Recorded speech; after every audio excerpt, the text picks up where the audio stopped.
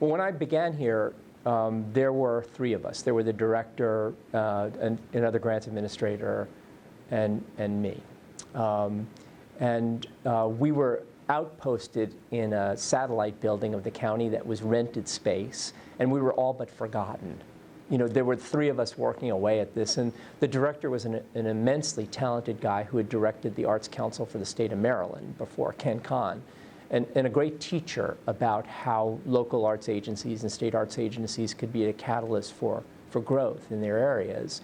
But we were struggling. I mean, there was the only source of funds that the then agency had was the tourist development tax monies that the voters had passed in 1976, I believe. 20% of the bed tax went to the arts. And all of our grants needed to be approved by the Tourist Development Council to ensure that they had tourism benefit to them. And I can remember marching over to the Tourist Development Council meetings and seeing all these tourism people there looking at me like, what exotic stuff are you bringing us now? And so we evolved from that moment of being sort of a forgotten stepchild of the county to an increasingly more influential partner in the way that the community was evolving. And the way that we did this was through strategic partnerships, which is the way that people grow in general. So Ken Kahn, our director, and I thought the most logical first partnership would be with the Convention and Visitors Bureau, right?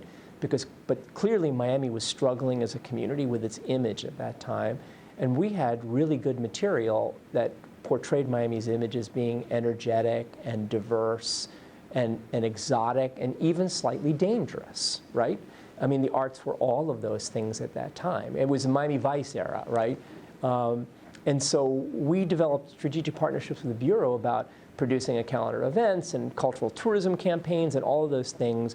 And ultimately, people began to notice that we were having an impact on how the community was being seen in a different way.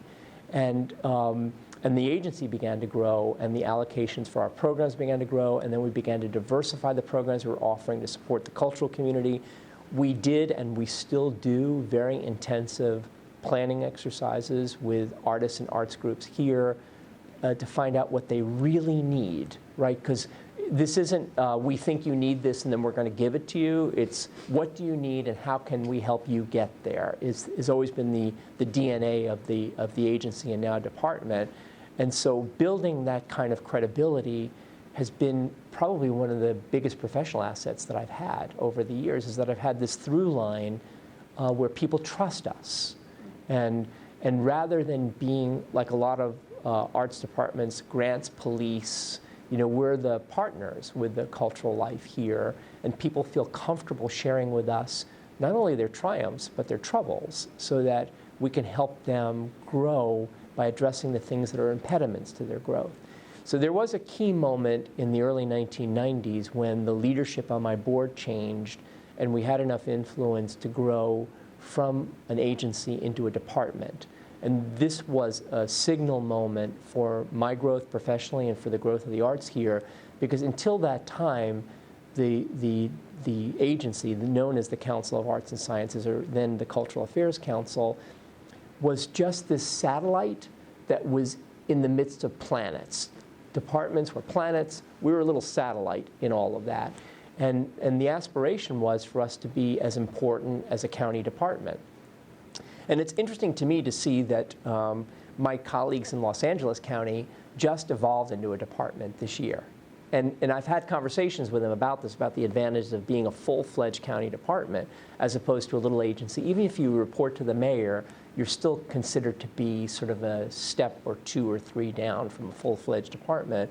And that moment where we were recognized as a full department catapulted us to where we are today.